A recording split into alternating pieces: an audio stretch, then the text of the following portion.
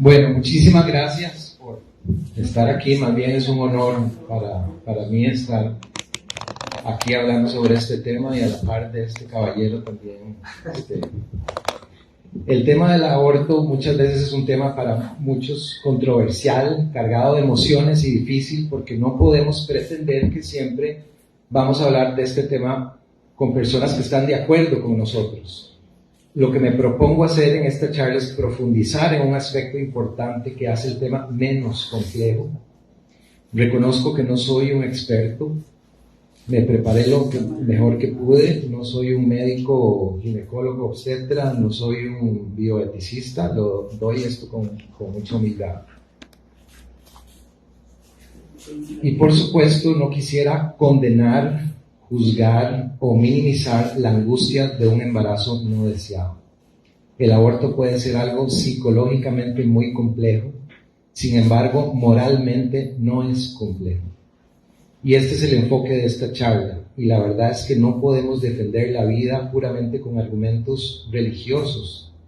Por supuesto que nosotros como schoenstattianos, como federados, vamos siempre a defender esto con Dios, pero también, como dice el Papa, esto hay que verlo desde un punto de vista científico, desde una perspectiva científica. Si queremos defender la vida, tenemos que prepararnos bien, con buenos argumentos. Esta es una guerra que se nos viene en Costa Rica, y aun si la perdemos, quedará en la mente de muchas mujeres y hombres pensar muy bien lo que deciden si dejamos un mensaje claro cuando sabemos de lo que estamos hablando. Aquel que solo conoce su propio lado del caso sabe poco de eso. Su razón puede ser buena y es posible que nadie haya podido refutarlo, pero si es igualmente incapaz de refutar las razones del lado opuesto, si ni siquiera sabe cuáles son, no tiene motivos para preferir ninguna de las dos opiniones. Lo dijo John Stuart Mills sobre la libertad en el 1849. O sea, no solo tenemos que conocer nuestro lado, sino cómo nos lo refutan y argumentan para saber cómo contestar con propiedad. O sea, nos tenemos que preparar. No sé, Richard, si hay un poquito de feedback en el sonido.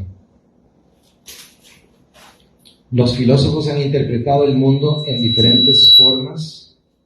El mundo no es meramente entenderlo, sino cambiarlo. Hoy en día existe esta corriente neomarxista o del posmodernismo que está más fuerte que nunca. Lo que importa es el cambio, no la verdad. Importan más los sentimientos que la biología, la razón, la lógica, el mérito o inclusive el lenguaje que estamos cambiando. Lo dijo el padre Kempel, el hombre colectivista ha llegado a deformarse de tal modo que es incapaz de tomar interiormente posición frente a lo que escucha, a lo que ve o lee. Todo esto no le interesa, por eso tampoco lo toma en serio. Vivimos en una época en que la verdad ha sido puesta en segundo plano. No me interesa la verdad, sino lo pragmático, el bienestar, el pasarla bien. Si es verdadero o no, si choca con la moral o no, si está de acuerdo con los principios o no, eso no importa. El relativismo se trata del todo vale, todo bien, todo verdadero, nada es verdad o mentira. Con esto el relativismo niega absolutamente los esfuerzos de la búsqueda de la verdad objetiva y universal que sirve para construir la sociedad más digna y humana. Y es cierto, cuando en una sociedad hay personas que cometen actos inmorales, esa sociedad puede sobrevivir. Pero en una sociedad en donde los actos inmorales se le llaman morales, esa sociedad está destinada a desaparecer.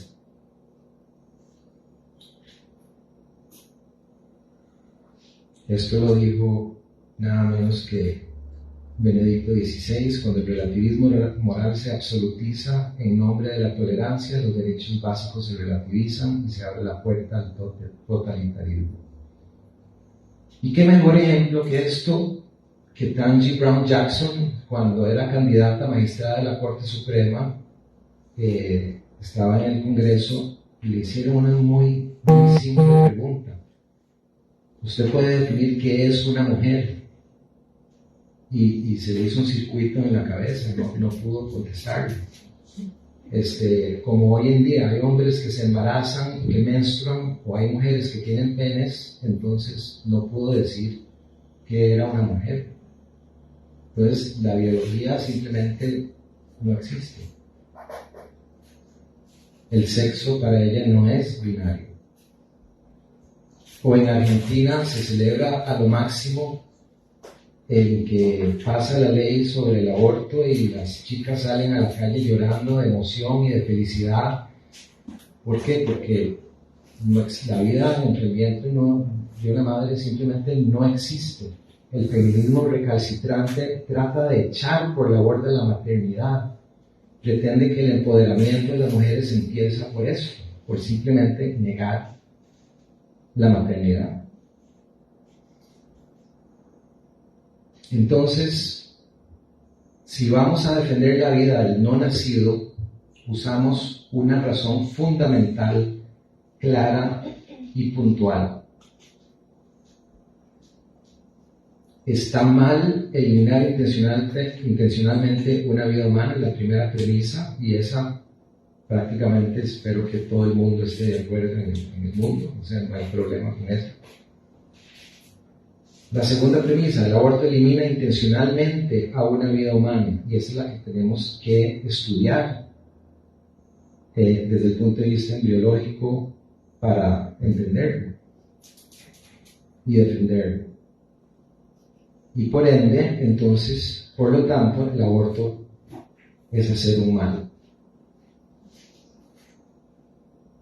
De acuerdo entonces a este silogismo, podemos decir que entonces existe solo una pregunta que tenemos que hacernos. El problema fundamental en el aborto no es si hay derechos humanos, si hay privacidad, si hay elección corporal, si hay salud reproductiva u otro montón de argumentos falaces. En realidad la pregunta fundamental es muy simple. ¿Qué es el nonato? Y de ahora en adelante el nonato me voy a referir como al no nacido. ¿Okay? El nonato es un ser humano viviente diferente a su madre, una persona a la cual se le debe proteger la vida. Si el nonato no es un ser humano, ninguna justificación para un aborto es necesaria. ¿Sí? Si no es un ser humano, abortemos todo lo que queramos. Perfecto. Pero si el nonato es un ser humano, ninguna justificación para un aborto es adecuada. Ahora vamos a hablar con Jorge de esa parte también.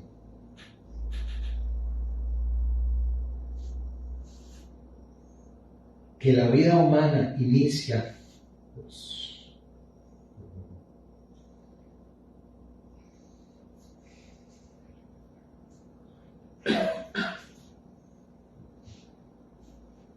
que la vida humana inicia en el momento de la concepción actualmente no es una cuestión de opinión, es ciencia irrefutable.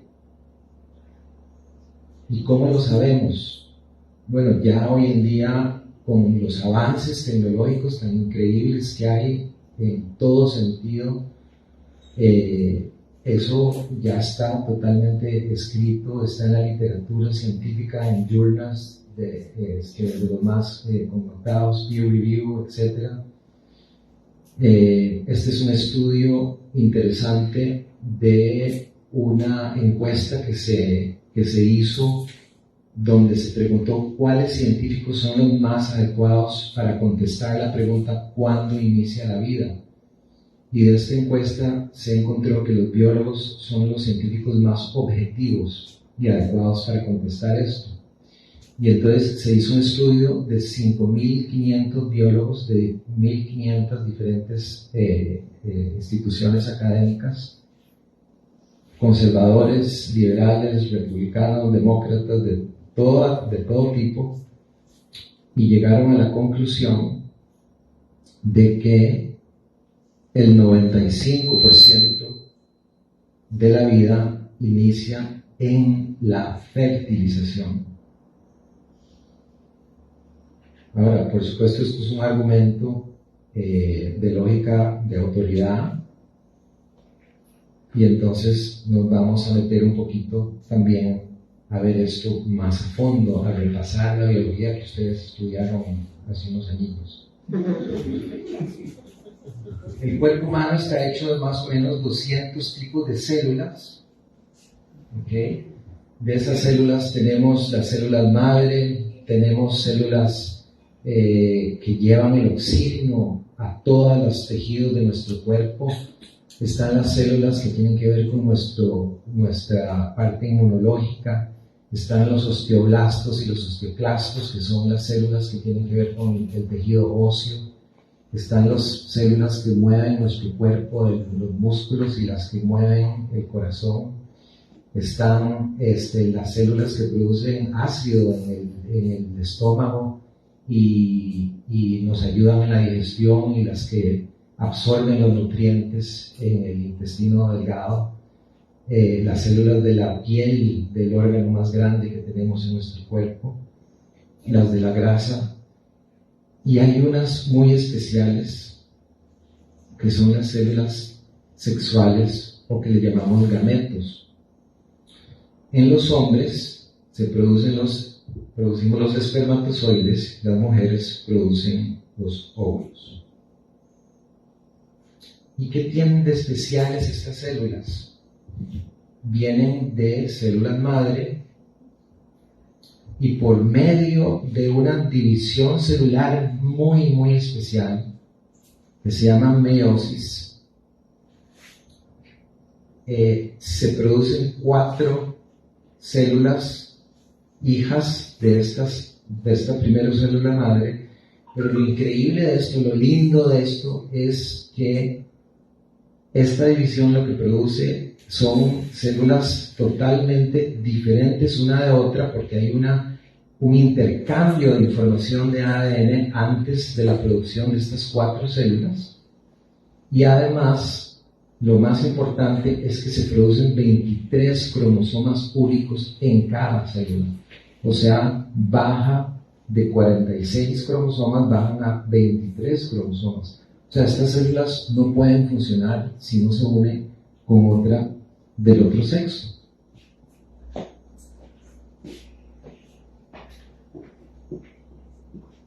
Entonces, vamos a ver estas fotos de una colección del Dr. Leonard Nilsson de los años, finales de los años 60, en que las se tomaron con microscopio electrónico de escaneo.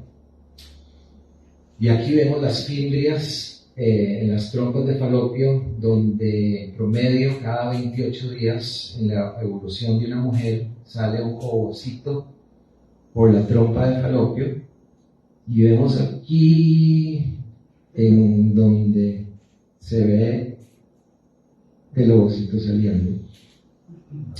Por otro lado, tenemos en una eyaculación alrededor de 150 a 200 millones de espermatozoides, y luego de aproximadamente 20.000 latigazos de un espermatozoide llega hasta subir por la trompa de falopio. Y después de la quinta R, en los mejores casos,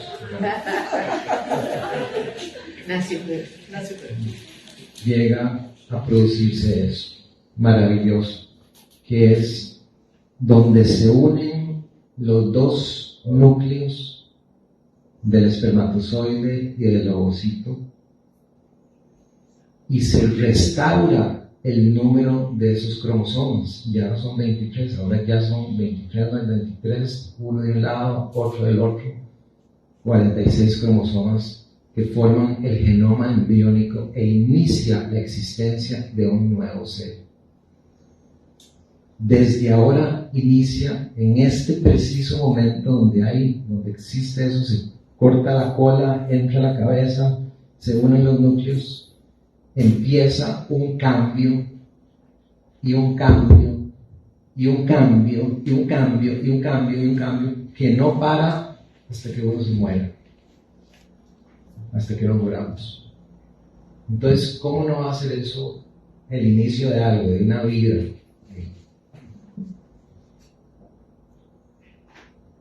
Unas pocas horas después de la fusión de los núcleos de ambos gametos, el óvulo fertilizado o el cigoto se divide, empieza a dividirse.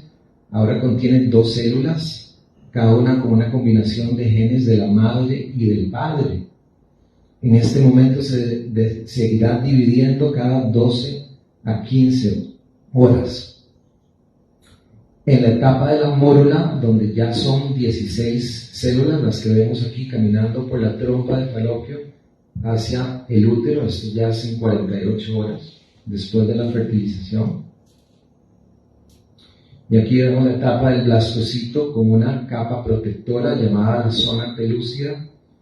Sigue dividiéndose y dividiéndose mientras llega a aterrizar en el útero y deshacer esa capa.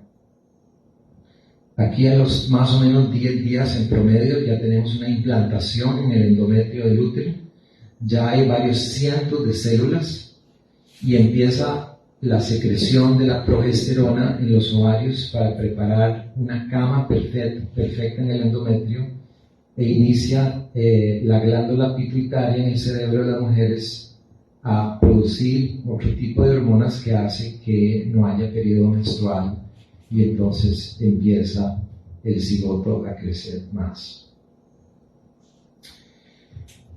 De los tejidos que más rápido empiezan a crecer es el tejido neural. Aquí vemos las fontanelas, en lo que empieza a los 22 días el cerebro primitivo, y aquí vemos ya las fontanelas de cartílago formando la bóveda craneal. Las células nerviosas inician conexiones entre ellas por medio de proyecciones a formar vías nerviosas primitivas. Se crean aproximadamente 100.000 células nerviosas cada minuto. Para cuando el bebé nazca tendrá aproximadamente 100 billones en el cerebro nada más. Y el cerebro termina de crecer más o menos a los 6-7 años de edad. Aquí vemos un ojo en proceso de desarrollo a los 30 días. Este es el extremo inferior de la columna, donde empieza a formarse una de las extremidades, una piernita ahí. Y aquí vemos la mano donde empieza ya el proceso de formación y donde empezamos a ver los deditos formarse a la 6ª semana. El desarrollo prenatal es tan explosivo que para el día 43 ya tiene un corazón latiendo y actividad cerebral en un electroencefalograma.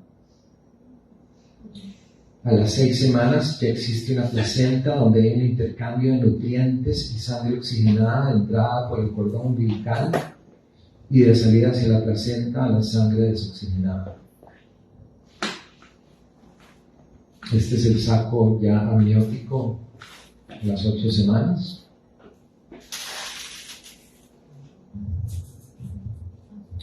Y aquí vemos lo que se va a convertir en los genitales, ya sea hombre o mujer, no sabemos aquí a las 8 semanas todavía, pero externamente, internamente ya eso lo sabemos desde el primer día, de acuerdo a la combinación de cromosomas que hubo ahí. Estos son los ovarios ya en proceso de formación a las 11 semanas. Y aquí vemos un feto de las 10 semanas, de acuerdo al doctor Collins de la Universidad Northwestern Medical School. Ya a las 8 semanas están las estructuras neurológicas necesarias para sensaciones de dolor. Un neonato podría experimentar dolor a las 9 semanas, pero definitivamente luego de las 13 semanas. En California y en otros estados de Estados Unidos donde se pueden hacer los abortos, late term abortions, o sea, hasta las 30 y pico de semanas, por ley en California hay que anestesiar el feto. Entonces, esto es algo que muchas veces no se piensa. A las 10 semanas, los piecitos, proceso de formación. Lástima que no se ve tan bien en esta pantalla. Aquí lo estoy viendo súper bien, pero aquí no se aprecia tan bien. A las 13 semanas ya tenemos uñas y los órganos empiezan a interconectar unos con otros. Y aquí a las 18 semanas tenemos 24 centímetros. Y este sujeto de 4 meses y medio, todos los sistemas corporales están ahí probándose, ya mueve los pies y los brazos, sus dedos tocan el labio superior generando un leve reflejo de succión. Y ahora lo que toca es crecer, crecer y crecer y crecer y hacerse grande. Entonces, la vida humana es una continuidad, iniciando en la concepción y terminando en la muerte natural. Es un proceso que inicia y no termina nunca, hasta morirse. Y entonces podríamos decir que no venimos de un cigoto, más bien fuimos un cigoto. No evolucionamos de un feto, fuimos un feto alguna vez.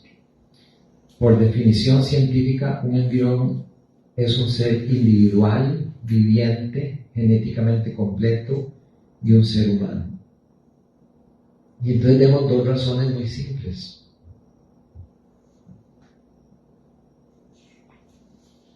El no nato es genéticamente distinto a sus padres. A diferencia del espermatozoide y el óvulo, el cigoto posee la capacidad activa inherente de desarrollarse. Por consiguiente, lo que inicia en el momento de la concepción no es meramente un óvulo fertilizado, pues el espermatozoide y el óvulo dejan de existir. Tampoco es un puño de células humanas, no es un producto, como dicen muchos. Lo que existe es un organismo humano unificado, distinto y autointegrado. Todo el material genético para conducir el desarrollo del nonato está ahí. En ningún momento cambia su naturaleza. Es un ser humano y lo seguirá siendo. Un humano inmaduro, como lo es un infante o un niño, pero sin embargo, un humano. Por lo tanto, el nonato no es un ser humano potencial, es un ser humano con potencial. Es un niño, un adolescente, un adulto y quizás un ingeniero, un agricultor, un cantante, un abogado o un sacerdote con mucho potencial.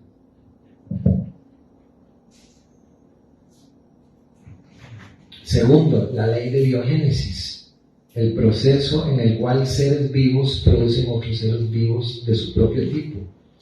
Y parece absurdo tener que decir esto, pero los perros engendran perros y los gatos engendran gatos. Por lo tanto, una madre y un padre humanos solo producen descendencia humana.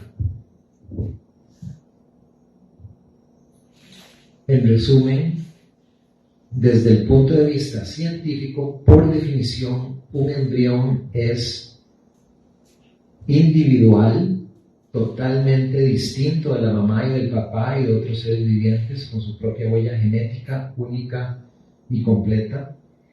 Viviente, el cigoto manifiesta todas las características de vida, porque está convirtiendo nutrientes en energía, está creciendo, reacciona a estímulos, es un ser porque es viviente, es autónomo y es autointegrado a su naturaleza, y es humano porque tiene ADN humana en forma exclusiva solo de él.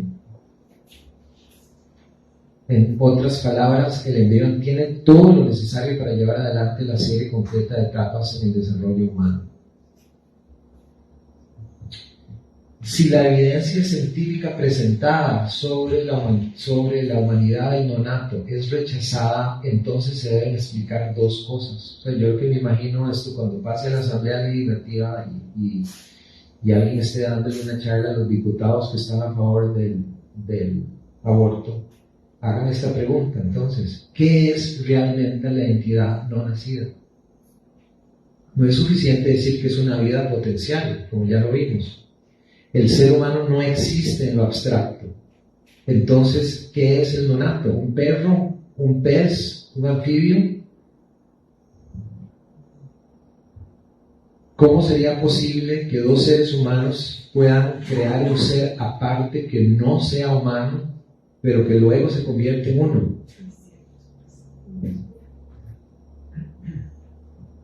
Es cierto que el nonato difiere del recién nacido, pero son estas diferencias moralmente relevantes. Entonces usamos un acrónimo que se llama TANG. Hay unas personas que dicen, bueno, pero sí, puede ser un ser humano, pero no es una persona. Bueno, veamos esto entonces. El tamaño, ¿qué es? El nonato es muy chiquitico, entonces en realidad eso no es una persona. Cierto, los nonatos son más pequeños que los neonatos, pero ¿acaso el tamaño determina los derechos que tienen las personas? Claramente el tamaño no es el tema.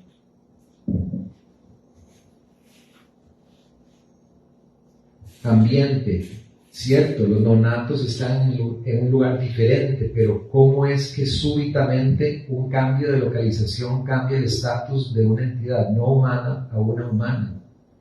Un niño en la incubadora del vientre de su madre no es menos niño que uno prematuro sostenido por tecnología neonatal.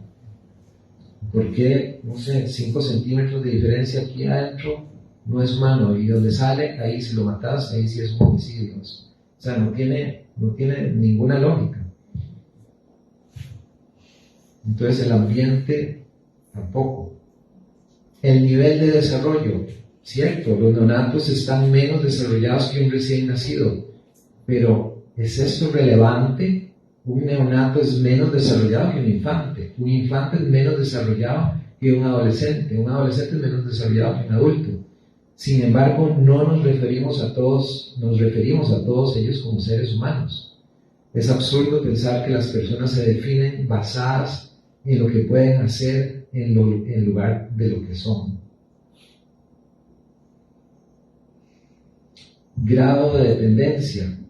Si la viabilidad es lo que nos hace humanos, entonces todos los dependientes de máquinas de diálisis, marcapasos, insulina, etc., deberían ser tratados como si no fueran personas tampoco. Entonces, vamos a algo un poquito más profundo. ¿Cuál es el valor de un ser humano? ¿Será lo físico, el cuerpo? Ustedes sabían que en promedio cada 7 a 10 años nuestras partes físicas son reemplazadas pedacito por pedacito, célula por célula, molécula por molécula, excepto por algunas células del corazón y del lente del ojo y del fondo del ojo y unas del cerebro. Todas las demás células se van reemplazando y somos un cuerpo prácticamente nuevo en promedio, porque hay mucha variabilidad en eso, de cada 7 a 10 años.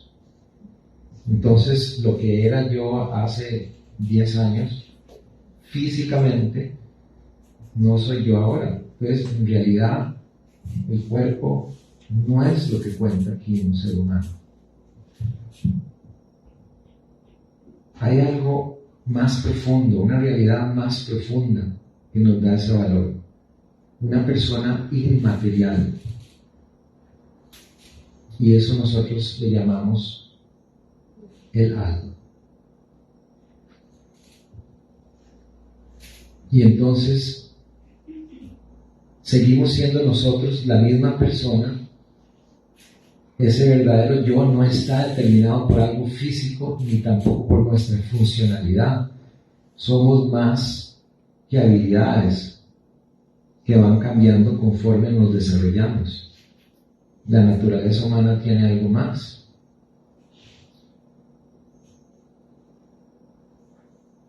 Y esa alma, entonces no es lo que hace que al ser humano, entonces la función no es lo que hace el ser humano. Hay una esencia o una naturaleza humana que está presente desde que inicia mi existencia. Todos los seres humanos tenemos un alma, incluyendo los no natos. Eso es parte de lo que significa ser humano. ¿Y quién es el alma? Mi alma. El Espíritu Santo. A pesar de que el cuerpo cambie y se hace viejo, nuestra alma es la cosa no física que mantiene nuestra identidad a través del cambio y del tiempo. Mis habilidades y mi cuerpo han cambiado conforme me he desarrollado, pero soy idéntico al feto que alguna vez fui, porque tengo naturaleza humana que me permite que mantenga mi identidad a través del tiempo y del cambio. Y en esa naturaleza humana está presente desde el inicio de mi existencia. Hoy estoy yo con unos 5 cuerpecillos, no sé qué. Ahora, hasta ahora mi argumento contra el aborto ha sido de índole legal, moral, científico y filosófico. Y, por supuesto, somos creyentes, y por eso el ser humano tiene dignidad y tiene derecho a la vida, aunque sea prestada. Somos un animal muy especial. Estamos conscientes de quiénes somos, imaginamos, nos comunicamos, lloramos de tristeza, de alegría, entre muchas otras cosas. Estamos hechos a imagen y semejanza de Dios. Y es por medio de Cristo que somos hechos nuevas creaciones a la semejanza de Dios, tratando de reflejar de la manera más perfecta su imagen. Toda búsqueda de la verdad ha de desembocar en Dios. Y entonces entramos, para finalizar, en las trampas argumentativas y mentiras sistémicas comunes. Vamos a ver 4. Confundir afirmaciones morales con afirmaciones de preferencia. ¿Y qué te van a contestar muchas veces? Esto es solo tu opinión. Estar en contra del aborto es una afirmación moral objetiva, no es una preferencia. Me estoy basando en la parte científica también. Entonces no es que se me ocurrió y es mi opinión y todo eso, no es mi opinión, es algo objetivo. No es solo nuestra opinión, estamos diciendo que el aborto está mal en sí mismo, independientemente si la persona está de acuerdo o no. Y lo otro es, no trates de forzar tu moral en otros, no me metas tu religión, ¿verdad? Ese es el súper común, ¿verdad? Es que ustedes son unos fundamentalistas cristianos y ¿por qué tengo yo que creer lo que ustedes creen? Eso es una afirmación autocontradictoria y es puro relativismo moral. El argumento es una falacia lógica del espantapájaros, así lo llamamos. Es simplemente lo más fácil de refutar. Sí, no me metas tu religión. ¿Por qué se van a eso? Porque lo que no pueden refutar es la parte científica. Entonces se va contra lo más fácil. Atacar a la persona en lugar del argumento. Otra vez, ad hominem, una falacia lógica de ad hominem, es el ataque es irrelevante para el argumento. Atacan a la persona y no al argumento, que no tiene el argumento, no hay. O eres un hombre, ¿qué derecho tienes de hablar sobre el aborto? Aquí estamos 2 hombres, nada menos que hablando del aborto, qué barbaridad. Un comentario sexista, los argumentos no tienen género. Asumir lo que se intenta demostrar, súper común mi cuerpo, mi decisión, ¿verdad? Y ¿qué estamos asumiendo aquí cuando dicen eso? Que no hay otro cuerpo ahí adentro, ¿verdad? Y el otro cuerpo, mi cuerpo, mi decisión, mis derechos humanos, y los derechos humanos del otro cuerpo está ahí, ¿qué? Simplemente asumen que lo que hay ahí es un producto, pues no hay nada ahí, ¿verdad? Una mujer embarazada no decide si ser o no ser mamá porque ya lo es, si es ser o no ser mamá porque ya lo es. El aborto ayuda a disminuir la sobrepoblación mundial. Si esto fuera cierto, deberíamos eliminar seres humanos inocentes para evitar un problema de hambre. Siguiendo esta lógica, mejor eliminemos a los niños hambrientos ya nacidos. ¿Bien? Volvemos siempre a una única pregunta: ¿qué es lo que está aquí adentro? ¿Qué es el nonato? Y la cuarta, enmascarar la verdadera posición invocando a los casos difíciles. Por supuesto que sí hay casos muy difíciles, por supuesto. Un acto de violación, por ejemplo, puede ser lo más atroz y lo más terrible para una mujer que pueda quedar embarazada, y a veces llegamos a conclusiones muy rápido antes de ver todo lo que está detrás de eso. Pero puede un acto horrible de violencia contra un ser humano inocente, la mujer, ser redimido al realizar otro acto de violencia contra otro ser humano inocente, el nonato. Y por supuesto hay casos de casos, y eso es complicado, pero también hay que verlo volviendo otra vez al principio, ¿qué es el nonato? ¿Qué hacer entonces? ¿Realmente existen solo dos disyuntivas, aborto legal o aborto clandestino? ¿Por qué no luchar por las dos para salvar las dos vidas? Luchar por políticas que generen condiciones dignas para la mujer, pero que no elija el aborto. Apoyo a la maternidad, a la prevención, a la concientización, a la atención prenatal, a la adopción. Existen un montón de hogarcitos en Costa Rica donde se les puede dar apoyo. Esto es importantísimo. Y si por desgracia una mujer comete un aborto, hay que acompañarla también, como dice el Papa. Y por supuesto también seguir haciendo lo que hacemos también aquí en este santo lugar de nosotros, Johnstown.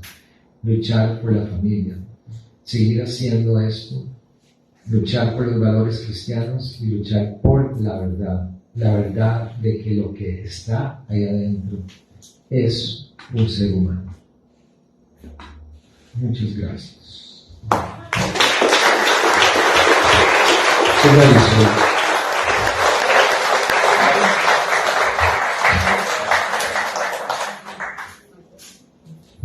Buenas noches a todos.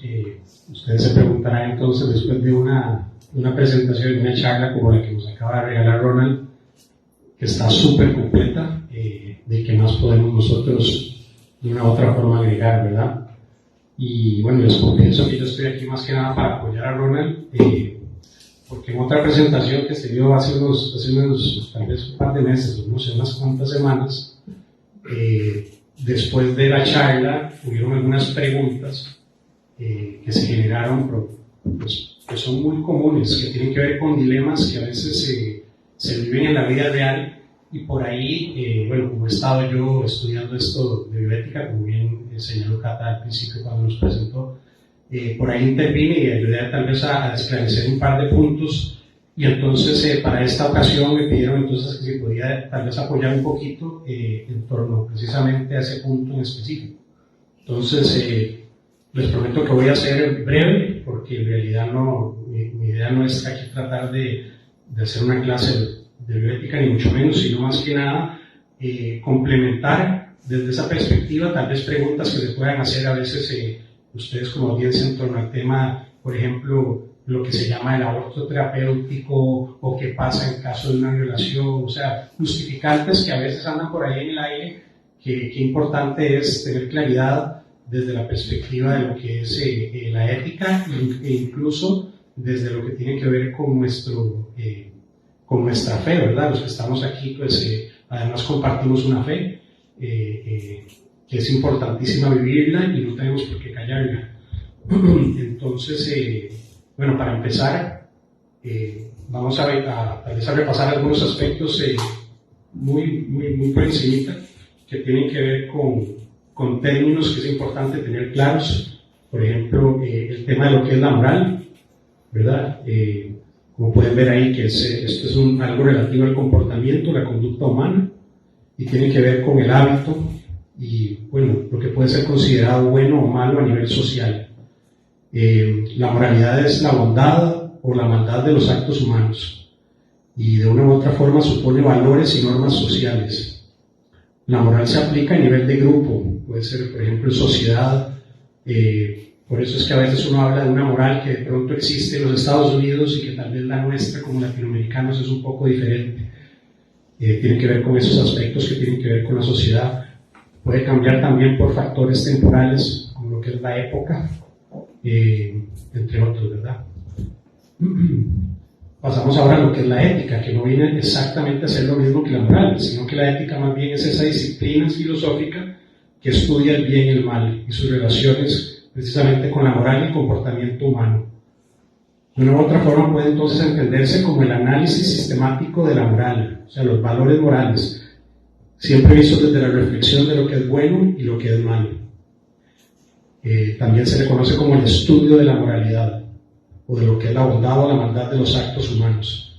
Como verán, entonces implica lo que es la reflexión y el cuestionamiento personal. Pasamos pues ahora sí a lo que es entonces esto de la bioética. Desde la etimología, es bio, dietos, ética de la vida. En otras palabras, hablamos aquí de que es el estudio ético relacionado con los aspectos correspondientes a la vida. Entonces ya verán ustedes la relación que tiene con todo lo que ya nos presentó Ronald en su charla, que pucha, ahora la estaba escuchando otra vez y no deja uno de asombrarse realmente del milagro de lo que es la vida. Cuando reflexionamos en el hecho de que cada uno de nosotros, hablamos de que provenimos de un padre y una madre, y cuántos óvulos hay en esa persona que fue nuestra madre, cuántos espermatozoides, o sea, para que se dieran la fusión precisamente de ese espermatozoide con ese óvulo en ese momento en el tiempo, y eso es lo que hace que se genere cada uno de nosotros, de los que estamos aquí presentes, y por eso es que realmente podemos decir que cada uno de nosotros es único e irrepetible, y eso es esa dignidad como hijos de Dios que tenemos, y a veces eso como que lo sobrevaloramos, pero eso es lo que sucede cada vez que hay una fusión de los gametos. Se está gestando una vida nueva. Entonces, precisamente la bioética por eso es una ética aplicada, o sea, no es solo una ética de pronto que estudiamos y filosofamos sobre ella, sino que se aplica a la vida. Y no se reduce solamente a la dimensión médico-sanitaria, aunque es evidente que ahí es donde hay más desarrollo bioético. La bioética también trasciende a ámbitos tales como el filosófico, el ecológico o medioambiental, el jurídico e incluso el magisterial católico. Existen instrucciones específicamente del magisterio que hablan sobre temas bioéticos que tal vez ahora veremos un poquito más en detalle. Esto sería una definición de lo que es el término bioética, una definición ya más completa, más integral, digamos, que dice entonces que la bioética es el estudio sistemático e interdisciplinar de las acciones del hombre sobre la vida humana, vegetal y animal, considerando sus implicaciones antropológicas y éticas, con la finalidad de ver racionalmente aquello que es bueno para el hombre, para las futuras generaciones y el ecosistema, para encontrar una posible solución clínica o elaborar una normativa jurídica adecuada. A partir de ahí, como verán ustedes, y todo lo que tiene que ver con lo que son las disciplinas que tienen que ver con filosofía y con temas de moralidad, existen tipos de éticas y como consecuencia existen tipos de bioéticas. La que yo estoy estudiando precisamente es la que se llama la bioética personalista, que es una bioética inspirada en esa filosofía personalista también, en el que el fundamento principal e indispensable es el respeto por la dignidad humana. Entonces habla acá que es esa cualidad que es ontológicamente parte de toda persona. Ontológico tiene que ver precisamente con el ser, o sea que yo es algo que está inherente, intrínseco en cada uno de nosotros. De verdad que, por eso es que quise hacer ahora la mención del milagro de la vida. O sea, si cada uno de nosotros es esta persona única y irrepetible, eso quiere decir que tenemos una dignidad infinita como hijos de Dios. O sea que de verdad no ha existido a lo largo de la historia ni existirá ninguna persona que sea idéntica a la que ustedes tienen a la par. Entonces, eso lo pone a uno de verdad a pensar y uno dice, escucha, de verdad que esta dignidad que tenemos como hijos de Dios, o sea, como personas, es algo que es impresionante, o sea, que no deja de asombrar. Entonces, desde esa perspectiva es que precisamente se desarrolla toda esta bioética que comulgan con lo que el magisterio católico precisamente enseña también. Entrando entonces ahora sí a evaluar cómo esto precisamente es que influye de una u otra forma en lo que tiene que ver con lo que hablábamos ahora sobre el aborto. Precisamente el tema ético acá que tenemos siempre nosotros que encontrar cuando se dan estos dilemas es cómo se evalúa el acto humano. Entonces, desde esta perspectiva de lo que es la bioética personalista con fundamento ontológico, el fin nunca justifica los medios. ¿Y a qué me refiero con eso? Porque es que existen otras visiones utilitaristas, por ejemplo, donde es el resultado lo que importa. Entonces ahí sí puedes prescindir de pronto y experimentar con personas que de pronto las despersonalizas de una u otra manera, y entonces ahí es donde poco a poco se empieza a cambiar el lenguaje. Empezamos a ver que lo que Ronald muy bien explicó desde la perspectiva científica, de que en el momento en que se unen los gametos empieza la vida humana, que sería la fecundación, deja de ser así, y de pronto cambian el lenguaje y nos empiezan a tratar de vender de que no, de que eso sucede hasta el momento de la implantación. O sea, que existen esos días en que está el óvulo fecundado transitando para anidarse en el útero de la mujer, y como que si en esos días no es todavía una persona. Entonces, de una u otra manera podemos experimentar con él en esas fases. Si me preguntan a mí, para mí eso es una barbaridad. O sea, estamos prácticamente volviendo a la época de los nazis. O sea, es despersonalizar como se despersonalizó en ese momento a los judíos o a los gitanos, y entonces eso les da derecho a ellos porque era legal. Para ellos era legal. O sea, es donde tenemos nosotros que de una u otra forma entender de que existe esta ley natural que está en cada uno de nosotros, que es precisamente esa que está de una u otra forma ahí puesta por algo que no es inexplicable, y que solo nosotros que tenemos fe podemos de una u otra forma fundamentar. Y es muy difícil, y por eso es que para las personas que carecen de fe, cómo explicarse esas cosas, y de pronto no les cuesta despersonalizar a veces no sé, al ser humano y relativizar. Entonces, bueno, volviendo a eso, ¿cómo evaluamos entonces este acto humano? Hablamos acá entonces de lo que es el objeto moral, que sería el fin del acto, la intención, que es el fin del actor, y las circunstancias. Siempre hay que evaluar esos tres puntos a la hora de evaluar el acto humano desde lo que es la bioética. En este caso entonces, desde esta bioética personalista y también desde lo que es el magisterio de la Iglesia, si el objetivo moral es malo, entonces no hay justificación para realizar el acto, por cuanto el acto siempre será moralmente malo, no importa si la intención es buena, porque volvemos a lo que dijimos antes, el fin no justifica los medios. En cuanto al tema de la intención, ahí es donde también nosotros muchas veces, o sea, como creyentes, podemos añadir el aspecto de la fe, y ahí es donde podemos nosotros rezar para que nuestras intenciones siempre sean purificadas, o sea, que de verdad la intención a la hora que nosotros estamos evaluando el acto humano esté de una u otra forma traspasada también por lo que es la voluntad del Señor. Entramos entonces ya en temas un poquito tal vez más prácticos de lo que es la bioética, y hablamos ahora de lo que es el principio del doble efecto. Ustedes me dirán, ¿por qué estamos hablando de esto? Bueno, precisamente porque se da el caso, y por ahí fue la pregunta que ella veo, si recuerdo correctamente, ¿verdad, Ronald? Que hablaban de que casos entonces de pronto de un embarazo donde hay cierto riesgo, entonces que ahí sí de pronto puede caber lo que es el aborto. Entonces aquí es donde precisamente tenemos que afinar muy bien el lápiz y verificar si de verdad el acto que estamos haciendo no es haciendo o evitando es moral o no.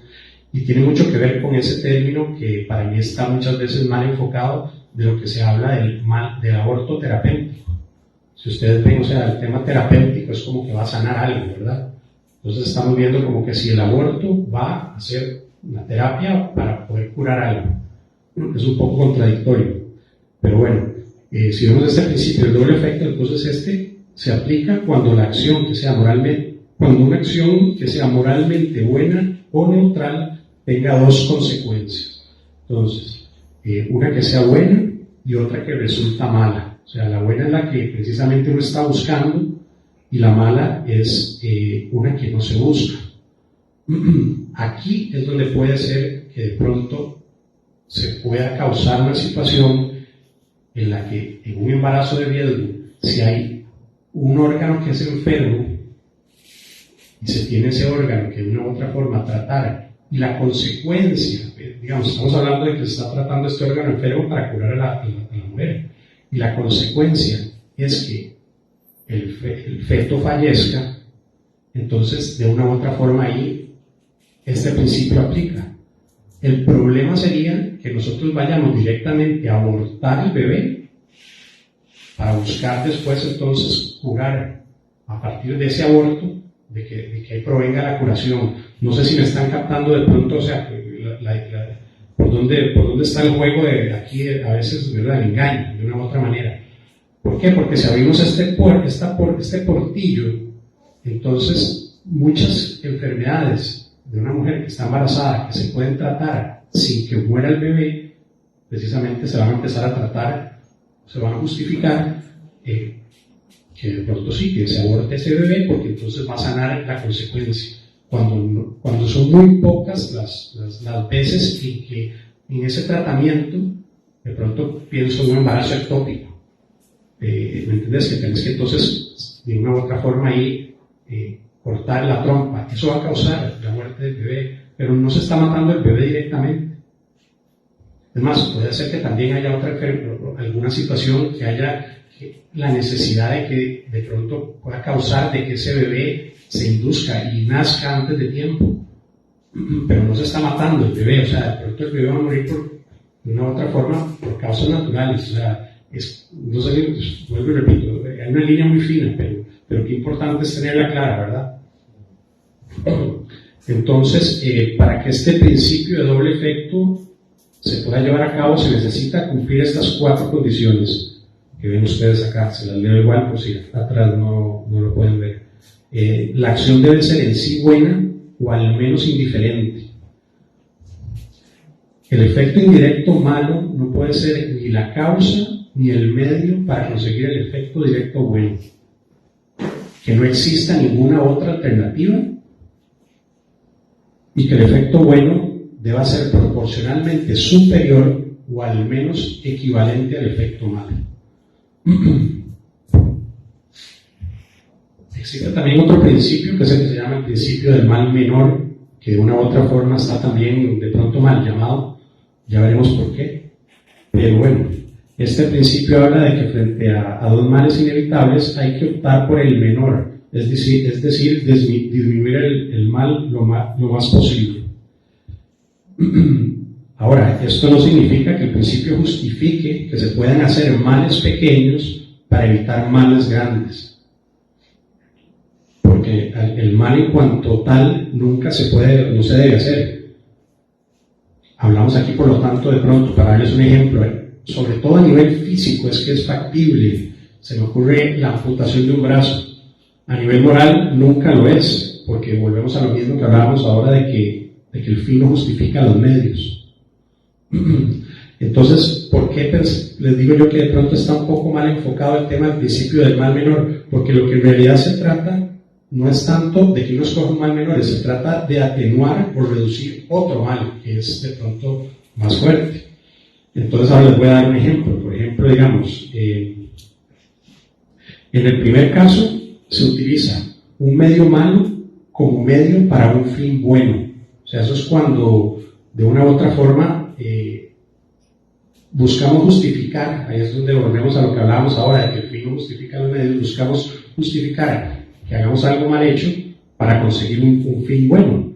El ejemplo que de una u otra forma, a través de lo que se ve desde la bioética personalista y de lo que sería el magisterio, sería, por ejemplo, la fecundación in vitro. ¿En qué sentido? En que para que una pareja infértil pueda tener hijos, entonces se justifica el tema de la fertilización in vitro. O sea, el fin al final es bueno, que lo que se quiere es que esta pareja infértil pueda tener hijos. El tema es que el medio no es, a nivel de lo que es la bioética personalista y lo que es el magisterio, no es bueno. ¿Y por qué no será bueno? Se preguntarán ustedes. Porque a través de la fertilización in vitro se producen abortos.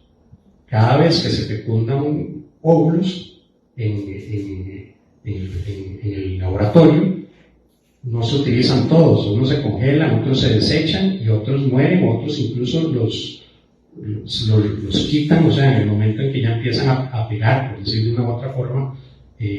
Entonces, como verán ustedes, aquí estamos hablando de una manipulación de cierta manera y estamos nosotros actuando y decidiendo sobre qué seres viven y cuáles no.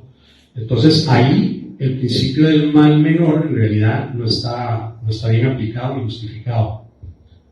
Entonces aquí éticamente no sería lícito. En el segundo, en el que hablamos de atenuar o reducir, ahí sí hablamos de emplear un acto bueno como medio para un fin bueno. Y un ejemplo de eso, vuelvo a lo que les hablaba ahora, precisamente de pronto si operamos a un paciente o se opera a un paciente que se le tenga que amputar el brazo porque tiene una gangrena.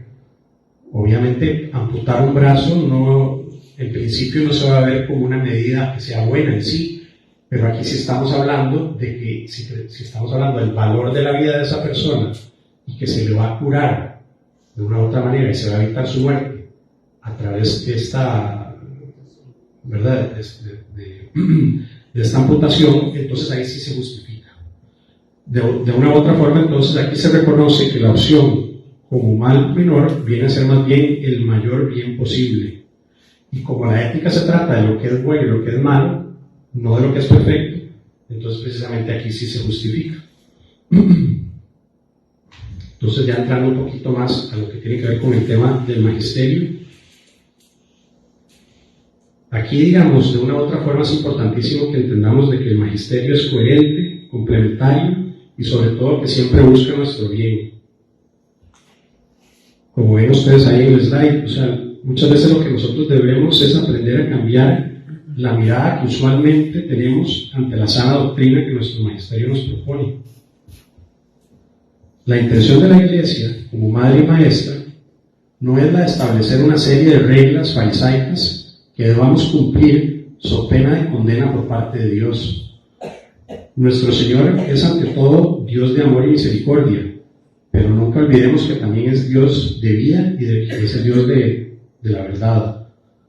Por ello, el enfoque ante la sana doctrina no debe ser la de pensar que un acto es bueno y correcto porque la Iglesia así lo determina en su magisterio, y entonces por lo tanto debe obedecer.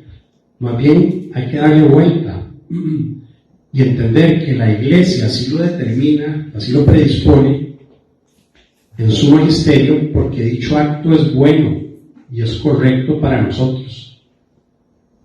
O sea, de una u otra forma la Iglesia lo que busca como madre y maestra siempre es acogernos y enseñarnos. Con este cambio de mirada empezamos nosotros podemos empezar a entender o a captar precisamente toda esa belleza y esa bondad que existe detrás de lo que es la verdad que defiende. Y bueno, hay ciertos aquí, traje algunos, la verdad es que no se va a ver bien porque la verdad la letra es pequeña, pero ciertos, digamos que fragmentos de diferentes, ya sean encíclicas o bueno, instrucciones. Esta es instrucción Donum Vitae y la instrucción Dignitas Personae, son instrucciones del magisterio que específicamente hablan de temas de bioética. Les voy a leer tal vez esos dos que serían importantes, sobre todo porque precisamente respaldan esa visión de lo que Ronald les expuso a ustedes en torno al tema, no solo de lo que la ciencia defiende, sino además lo que nosotros podemos entender desde lo que es esa lógica de corazón que cada uno de nosotros tiene. Entonces aquí, por ejemplo, esta instrucción Donum Vitae dice que el don de la vida que Dios Creador y Padre ha confiado al hombre exige que éste tome conciencia de su inestimable valor y lo acoja responsablemente. Este principio básico debe colocarse en el centro de la reflexión encaminada a esclarecer y resolver los problemas morales que surgen de las intervenciones artificiales sobre la vida naciente y sobre los procesos creativos. Desde el momento en que el óvulo es fecundado, se inaugura una nueva vida que no es la del padre ni la de la madre, sino la de un nuevo ser humano que se desarrolla por sí mismo. Jamás llegará a ser humano si no lo ha sido desde entonces. A esta evidencia de siempre, la genética moderna otorga una preciosa confirmación. Luego tenemos en la instrucción Dignitas Personae, dice: a cada ser humano, desde la concepción hasta la muerte natural, se le debe reconocer la dignidad de persona. Este principio fundamental, que expresa un gran sí a la vida humana, debe ocupar un lugar central en la reflexión ética sobre la investigación biomédica, que reviste una importancia siempre mayor en el mundo de hoy. Nunca es lícito, en efecto, realizar de modo deliberado y directo una acción intrínsecamente ilícita, ni siquiera en vistas de un fin bueno. El fin no justifica los medios. Otra vez ahí el magisterio reafirmando lo que venimos hablando. Todo lo que se opone a la vida, como los homicidios de cualquier género, los genocidios, el aborto, ahí está textualmente el aborto, la eutanasia y el mismo suicidio voluntario, todo lo que viola la integridad de la persona, todo lo que ofende a la dignidad humana, todas estas cosas y otras semejantes son ciertamente oprobios que, al corromper la civilización humana, deshonran más a quienes los practican que a quienes padecen la injusticia, y son totalmente contrarios al honor debido al Creador. Esto es Gaudium et Spes. Si es lícito alguna vez tolerar un mal menor a fin de evitar un mal mayor o de promover un bien más grande. No es lícito, ni aun por razones gravísimas, hacer el mal para conseguir el bien, es decir, hacer objeto de un acto positivo de voluntad lo que es intrínsecamente desordenado y por lo mismo indigno de la persona humana, aunque con ello se quisiese salvaguardar o promover el bien individual, familiar o social. Bueno, hay otro más ahí también de encíclica Evangelium Vitae también, que habla de la relación también del tema de anticoncepción y aborto, que desde el punto de vista de la moral son males específicamente distintos. La primera contradice la verdad plena del acto sexual como expresión propia del amor conyugal, el segundo destruye la vida de un ser humano. La anticoncepción se opone a la virtud de la castidad matrimonial, el aborto se opone a la virtud de la justicia y viola directamente el precepto divino: no matarás. A pesar de su diversa naturaleza y peso moral, muy a menudo están íntimamente relacionados como fruto de una misma planta. Lamentablemente, la estrecha conexión que, como mentalidad, existe en la práctica de la anticoncepción y la del aborto, se manifiesta cada vez más y lo demuestra de modo alarmante también en la preparación de productos químicos, dispositivos intrauterinos y vacunas que, distribuidos con la misma facilidad que los anticonceptivos, actúan en realidad como abortivos en las primerísimas fases de desarrollo de la vida del nuevo ser humano.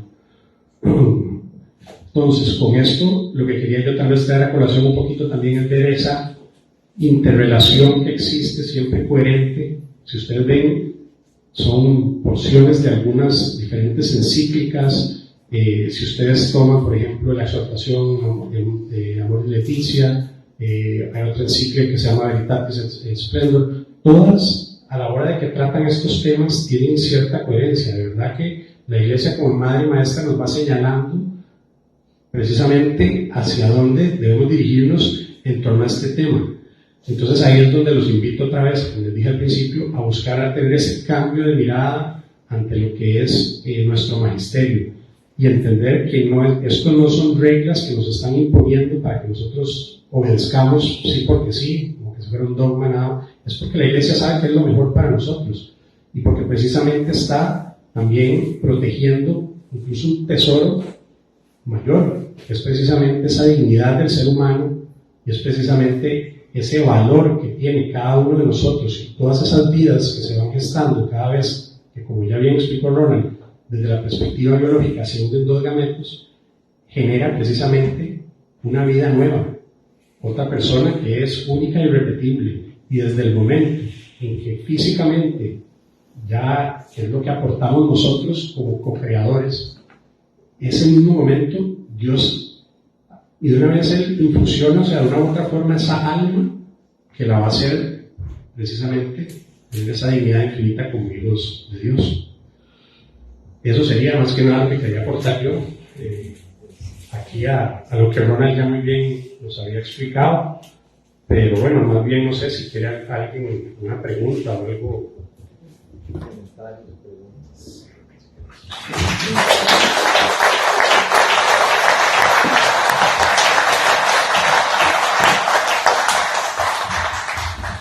Alguien que quiera comentar algo, preguntar algo, pueda contestar, alguien más quiere contestar.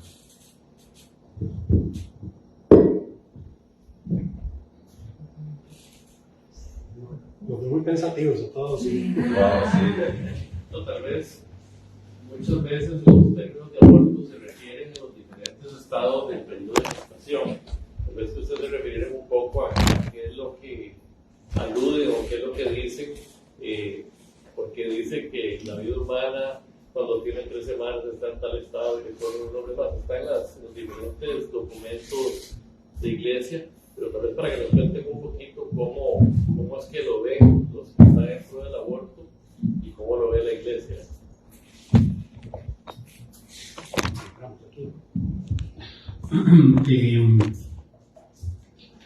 Ok, me imagino que escucha uno, bueno, de hecho en la presentación de Ronald que aparecen todas esas fotos de las chavalas, ¿verdad? Que se vuelven locas con el tema de defendiendo el aborto, mi cuerpo, mi decisión, todo este asunto, que muchas veces fundamentan precisamente el derecho que tienen de poder ellas abortar en el sentido de que lo que hay es una bolsa de células. Eso es algo que he escuchado, ustedes también lo han escuchado. Para mí mucho tiene que ver precisamente con ese cambio de como, y por eso es que es tan importante el tema del lenguaje, tener claridad de las palabras y lo que es el idioma en sí, porque empiezan usualmente las ideologías, lo que buscan es empezar a cambiar el significado de palabras claves. Y entonces a partir de ahí abren una pequeña ventana por donde se empiezan de una u otra forma a meter y a cambiar entonces la mentalidad de toda una sociedad. Y meten, cuando hablamos de un tema de ideología, es porque no tiene una fundamentación científica como tal. O sea, estamos hablando de que precisamente ya es algo que va desde la perspectiva ideológica. Entonces, aquí podemos defenderlo desde por supuesto, desde la fe, con bastante sencillez, porque, como ya les comentaba, podés encontrar prácticamente en cualquier documento de lo que es el magisterio, que se refiere a temas de la vida, va a ser claro en el hecho de que desde que se da la fecundación hay vida. Pero entonces aquí la clave es que aprendamos también a defenderlo desde la perspectiva científica. Por eso es que la presentación de la charla de Ronald es tan importante. Esta a nosotros nos sirve para reafirmarnos en nuestra fe, la parte que le estoy comentando yo, pero la parte de Ronald es elemental porque esos son los argumentos con los que hay que conversar o con los que hay que debatir con ellos, porque si no es muy fácil desmontar un argumento basado en la fe con esas falacias que hablaba ahora Ronald, de la falacia del hombre de paja o el espantapájaros, que es uno mismo, o la ad hominem, o sea, la que ataca a la persona en lugar del argumento. O sea, así es facilito que te ataquen. Sin embargo, si ya vos tenés un argumento que es científico, ¿por qué? Porque vivimos en una época donde el método científico está idealizado. Existen otros métodos, no solo el científico, pero igual, o sea, ese es el que hoy por hoy de una u otra forma está idealizado. Entonces, qué importante que es entender desde la perspectiva científica por qué la vida comienza desde el momento en que se unen los gametos, y no es otra que el hecho de que cada uno de nosotros, que nosotros somos testigos de ello, o sea, fuimos en algún momento, es solo una etapa primaria del ser humano, pero ya es un ser humano en sí. Y por eso es que es tan importante. Me encanta la presentación de Ronald porque es muy visual, y tal vez la parte más importante de todas, por lo menos para mí, así lo interpreto yo, porque hay unas fotografías geniales de temas de espermatozoides, óvulos y demás, pero hay una muy importante, una en que salga el carajillo, y entonces ustedes lo ven a él, ahí carajillo, ustedes lo ven ahora aquí él sentado, y él es la misma persona, en un momento distinto del camino de su vida. Pero esa persona que estaba ahí chiquitillo no es otra persona diferente a lo que ahora lo hoy por hoy. Dígame usted. No, y es igual que el cigoto, igual que la mórula, igual que, ¿verdad?, que el blastocito, igual, desde el momento de la fertilización.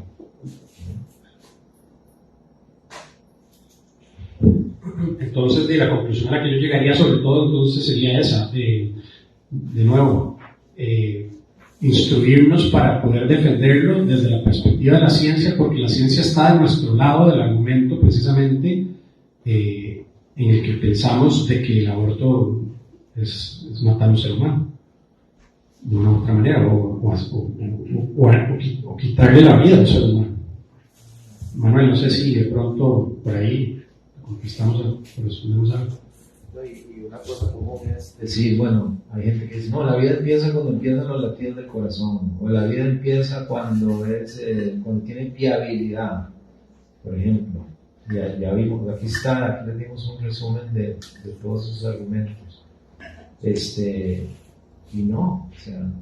Es más, otro que se me ocurre, el argumento que a veces dan es que de pronto, como el feto no se puede valer por sí mismo, es que todavía no tiene la dignidad del ser humano.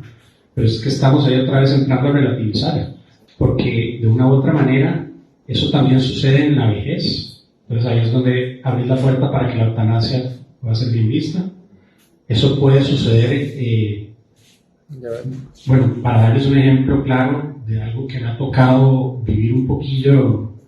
El máster que yo estoy estudiando es un máster que está auspiciado por esta Universidad Francisco de Vitoria en combinación con una fundación que se llama Jérôme Lejeune. Jérôme Lejeune se le reconoce como el padre de la genética moderna, y es un señor que fue católico, cuya causa de canonización está abierta, íntimo amigo de Juan Pablo II, fue el primer presidente de la Pontificia Academia para la Vida, y resulta que él fue la persona que descubre la trisomía 21, lo que tiene que ver con el síndrome de Down. ¿Y qué sucede? Que a él se le rompe el corazón al tiempo de ver de que precisamente a través de los ultrasonidos, cuando empiezan a ver en los países más desarrollados que venía un bebé con síndrome 21, con síndrome de Down, no, trisomía 21, los empezaron a abortar. Entonces, de pronto se largaban las vestiduras. Algunas sociedades, digamos, de primer mundo mundo diciendo que ya en sus países ya no nacían personas con síndrome de Down, y era que en realidad los estaba abortando. Entonces él se transformó en un luchador pro vida y sobre todo para defender la dignidad de estas personas que tienen síndrome de Down, que no por eso dejan de ser personas. Entonces ahí es donde para mí se cae el argumento de que una persona en una fase de mórula, de cigoto, de blastocisto, de feto, o sea que todavía está dentro del vientre de la madre, sea menos persona que alguno de los que estamos aquí.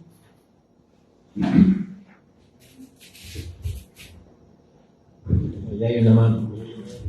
Voy primero la alzaron. Bueno, primero agradecerles muchísimo a los dos favoritos a la presentación. Yo quería comentar que a mí desde la universidad siempre me llamó mucho la atención en los cursos de Derecho Civil, y estoy seguro que Jorge ya también ha escuchado bastante de esto. El artículo 31 del Código Civil de Costa Rica dice así: la existencia de la persona física principia al nacer viva, perdón. Y dice después, y se reputa nacida para todo lo que le favorezca desde 300 días antes de su nacimiento. 300 días son 10 meses.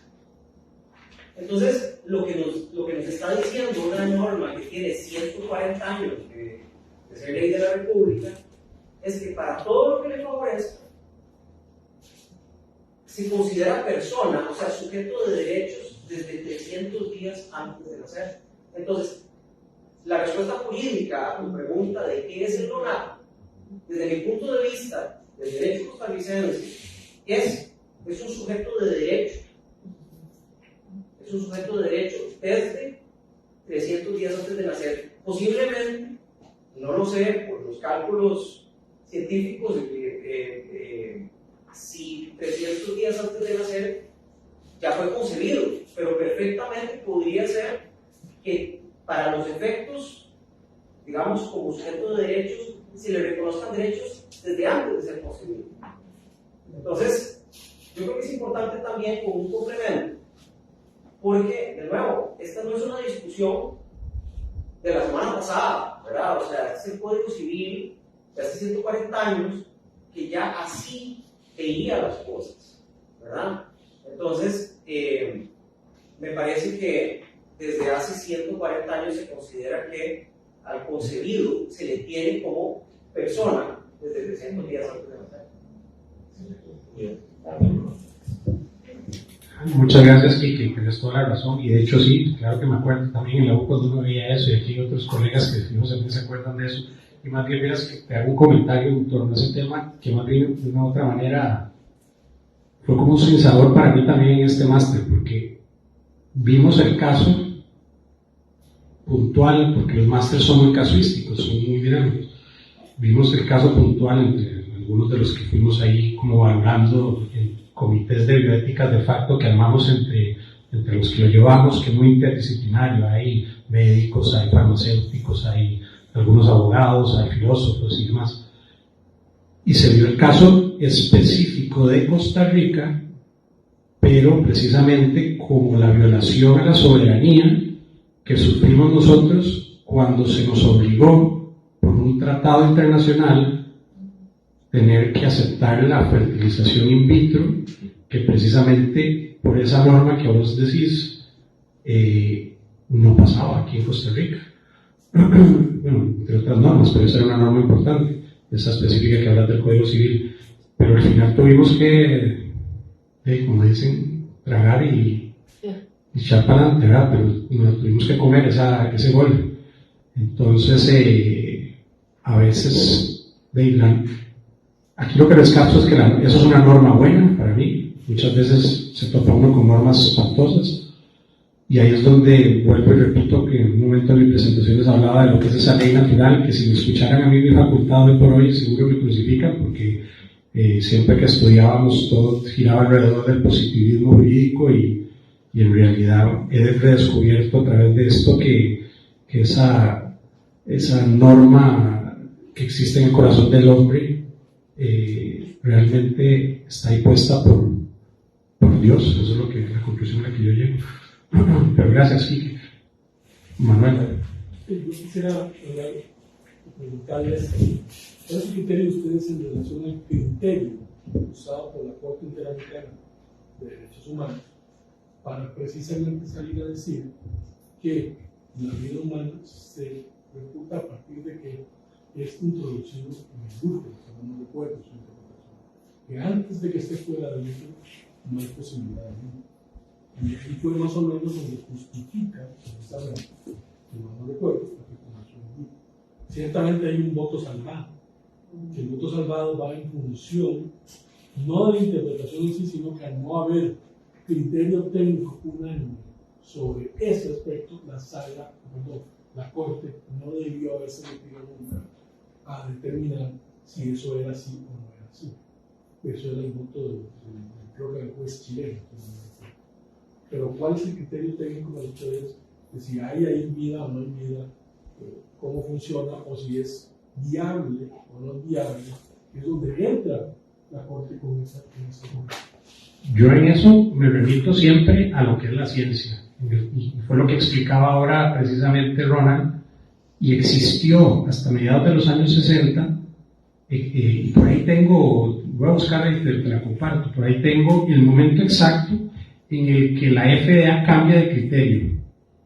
Cambia de criterio en un momento muy particular, y hablamos de los años 60, que es precisamente la revolución sexual, y está el tema de la píldora, es donde vienen estando estos cambios, y precisamente épocas convulsas donde justamente se promulga Humane Vitae, que viene a ser la respuesta de la Iglesia, que fue vista como contracorriente totalmente y como absurda, de una u otra forma, como que era algo totalmente en contra del avance de la humanidad. Lo que pasa es que, vuelvo y repito, ahí es donde uno tiene que aprender a cambiar, a hacer ese cambio de mirada, pero me estoy metiendo de nuevo en el tema magisterial. Nada más antes de comentarte, de pasarte micrófonos, desde mi perspectiva entonces me remitiría a la parte científica, que en algún momento fue uniforme y que dejó de serlo, y yo me atrevería a decir, no por un tema, a ver, aquí cuando estamos analizando el tema jurídico, tenemos que entender que muchas veces hay todo un tema político detrás. Entonces, cuando se manipula el lenguaje, cuando cambia ciertos, ¿me entendés? O sea, por ejemplo, para hacerte un paralelismo, existe un término que se inventaron de una u otra manera a nivel jurídico, que viene precedido por un tema político, que es la palabra preembrión, para referirse precisamente al embrión desde el momento en el que los gametos se unen hasta el momento en que se anidan, ¿me entiendes? Que estamos hablando de un tema de la fecundación y otro tema de la implantación. Entonces hay ciertos días de uno a otro. ¿Qué permite el término preembrión?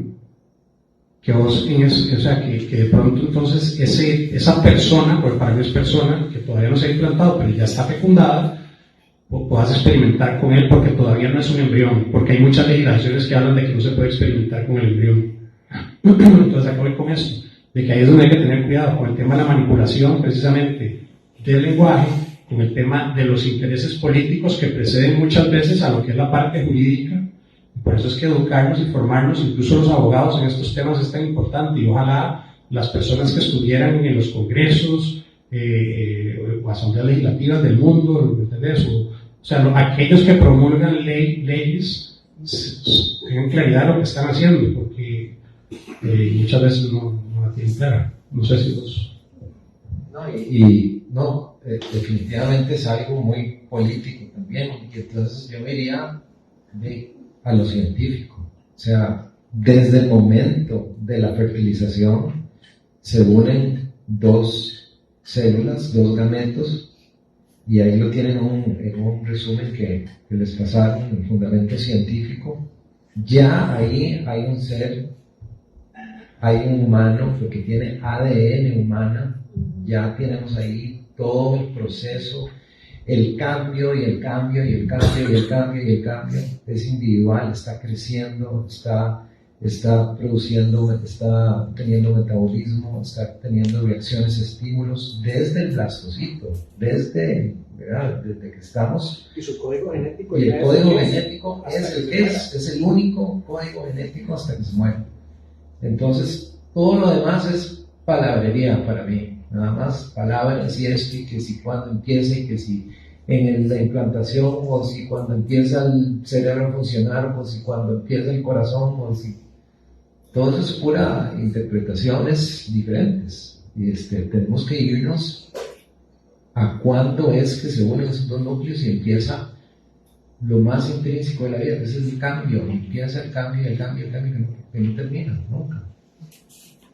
Yo, nada más para lo que decía Manuel ahora, yo creo que es que también hay que tomar en cuenta aquí que hay una industria gigantesca, ¿verdad? Que es la industria de la anticoncepción, que va de la mano con todo esto.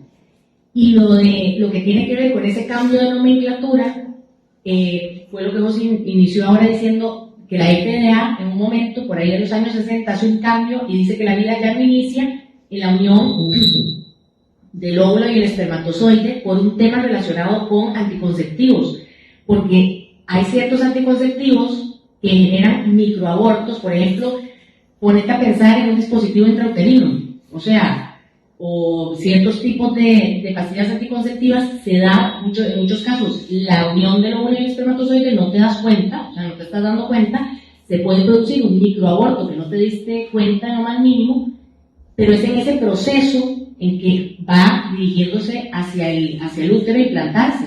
Entonces, si cambiamos el inicio de la vida a la implantación, toda esa parte de la anticoncepción, pasa. Y es una industria millonaria que estás protegiendo con ese cambio de nomenclatura. Algo tan simple como eso. Y por supuesto, por ejemplo, y pasa muchísimo, dispositivos intrauterinos que vas a un ginecólogo y nunca te dicen que tiene un efecto abortivo, porque se está dando la unión del óvulo y el espermatozoide y llega a un ambiente hostil al útero, porque hay un dispositivo adentro que no permite que se implante. Eso es un ser vivo. Pero si cambiamos la nomenclatura y decimos, no, es hasta que se implante, todavía no había vida. ¿Cuántos abortos estamos ni siquiera contabilizando ahí?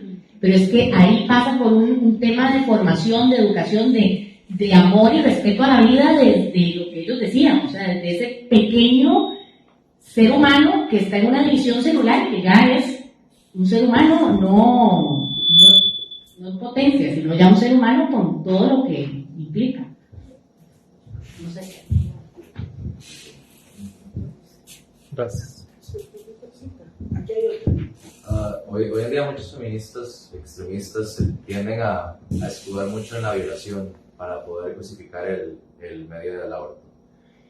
Eso yo siento que ya es un tema como que sale mucho de lo científico, porque por más datos científicos que le tires, no va a entender y va a seguirte gritando y va a seguirte diciendo que la violación es una violación y que no tiene perdón. Yo siento que eso es algo más moral. Desde la moral, ¿cómo yo puedo evitar un aborto por una violación? Porque lo científico pierde mucho peso a la hora de utilizar términos científicos, porque tal vez no los entienda o tal vez en su necedad los ignora. ¿Qué es lo moralmente correcto y qué son los argumentos morales adecuados para utilizar como una persona que te tira la violación y se escuda en la violación? Muy buena pregunta.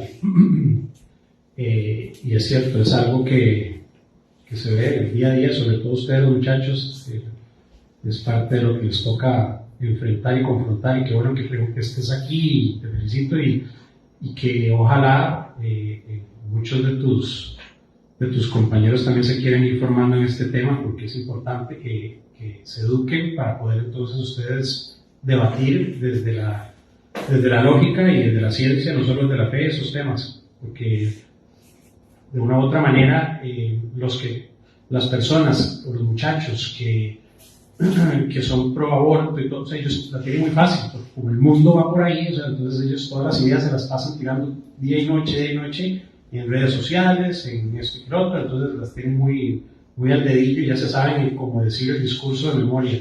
Pero el punto al que tenemos que llegar siempre es ese de que de una u otra forma, el tema de la violación es un crimen, es o sea, una atrocidad, o ¿qué te puedo decir? O sea, hablar de lo que es la violación en sí es una situación totalmente condenable y muy triste. Pero lo que sí te puedo decir es que no se resuelve el tema de la violación con el aborto. O sea, el aborto no es la solución. Te puedo también decir que si se diera, que se da en casos, aquí no te traje números de esos, pero los he visto y voy a buscarlos, si no por ahí, pero yo me imagino que también por ahí se puede haber topado con eso, porque tal vez la charla no iba tanto enfocado en ese tema, pero son muy pocos los casos realmente en los que después de una violación se produzca un embarazo. O sea, estamos discutiendo acá, y eso es como lo que hablábamos antes del aborto terapéutico. O sea, son casos tan excepcionales que uno dice, pero es que están defendiendo todo un argumento en base a una excepción casi que nula. O sea, es muy poquito lo que casi no se da eso.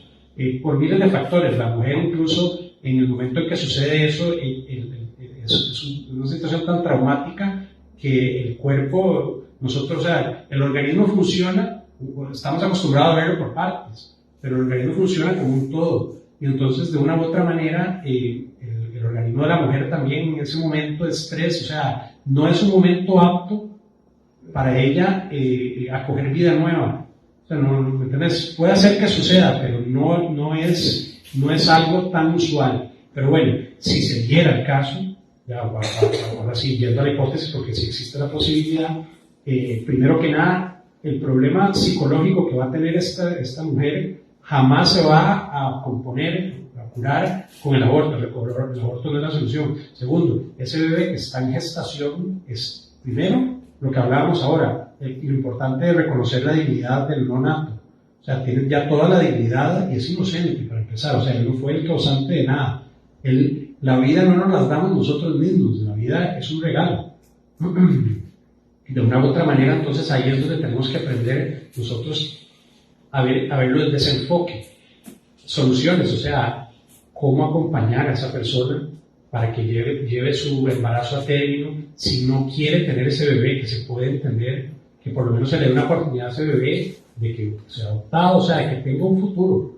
Cuando Ronald hablaba de que en su presentación, de que ese bebé en gestación, desde que es cigoto hasta esas otras fases de los nombres raros que hablamos ahora, de que es un ser humano, no es un ser humano en potencia, es un ser humano que tiene potencial. Eso es muy importante tenerlo claro, ¿por qué no es ser humano en potencia? Porque ya es ser humano. Entonces, no podemos pretender resolver el tema de la violación asesinando a un ser humano. Y por ahí de pronto podemos relacionarlo con eso que hablábamos del mal menor desde la perspectiva de la moral, que me estás diciendo, de que de pronto no justifica hacer un acto malo, aunque la intención sea buena. Y por la intención buena no crean que estoy diciendo que es que sea bueno matar al bebé, no, es que la intención es tratar de sanar psicológicamente a la víctima que sufrió la violación. Entonces esa es la intención buena, pero el acto malo, que sería matar al bebé, no justifica. Y para peores, ni siquiera va a curar tampoco psicológicamente a esa mujer. Y dice que más bien incluso la mujer se afecta todavía más porque tiene que pasar por el trauma de un aborto que puede traer consecuencias físicas muy fuertes, ¿verdad? Entonces se le está sumando una consecuencia más a esa violación. Pero sí, tocaste un tema difícil, sí, por supuesto. Y es el que, como dijo Hoches, lo tocan todo el tiempo, usan ese argumento para hablar de todo el aborto, y los casos son ínfimos. Entonces, tal vez algo que te podría decir ahí es, si alguien te sale con ese argumento, entonces decir, ok, digamos que en los casos de violación se puede abortar, ok, ¿estás de acuerdo en todos los demás en que no se puede abortar? Así le puedes contestar. Buenísimo. ¿Verdad? Porque son ínfimos.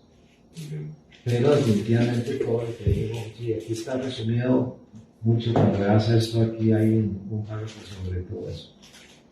Tips, se llaman Tips para tenerlos ahí así, estar apilados. Bueno, muchísimas gracias, de verdad que excelente.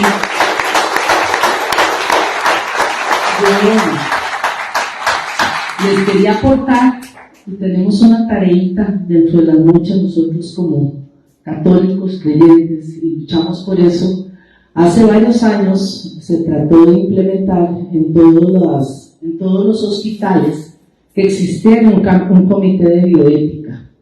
Hoy en día están formados, pero casi que ninguno existe, ni está en funcionamiento, casi que ninguno está en funcionamiento.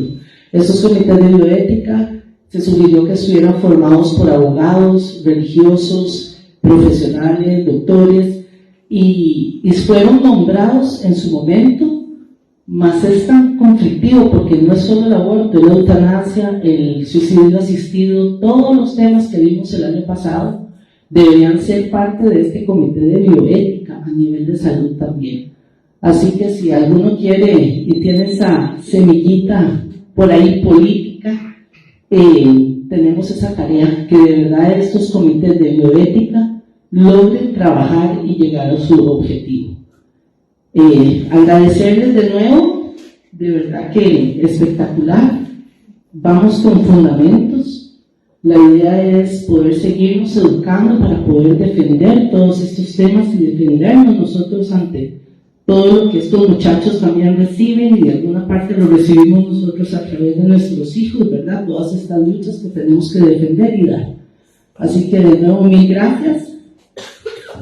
Bueno, primero darle un detallito a Ronald, a nuestro hermano, porque realmente de forma desinteresada se ha involucrado en horas en preparar la charla. La charla pasada un éxito, y yo creo que con esta asistencia de hoy, de verdad agradecerte, Ronald, un detallito por todo ese esfuerzo. Así es que de verdad que muchas gracias. Y bueno, a pesar de que no está toda la federación aquí presente, tenemos un buen número de representantes. No venga. Y queremos, de parte de toda la federación, agradecer a José y a Ami. Ellos se van pasado mañana. El sábado se van a vivir a España, a hacer un gran aporte en todo este tema. Párense. Hacer un gran aporte, y ese gran aporte que nos han dado a nosotros también, no solo ese aporte a nivel de conocimiento, sino ese cariño, esa compañía. Y lo que queremos es desearles que de verdad sea una lindísima experiencia junto con los 3 chicos. Desde aquí estaremos rezando por ustedes, que todo sea bien. Siempre son parte de nuestra federación, pero sí queríamos agradecerles y desearles con todo nuestro cariño y corazón que de verdad les vaya súper bien, chicos. Así que gracias. Un detallito para que se lo lleven y se acuerden de nosotros. Así que muchísima suerte y gracias por siempre luchar por todo esto, chicos. Lo seguiremos. El próximo. Bueno, ya después hablamos de ese tema. Pero muchas gracias y de verdad, a todos, Ronald también. Mari, ¿dónde está Mari? La fiel compañera de nuestro querido Ronald. Y a todos ustedes por asistir. Gracias.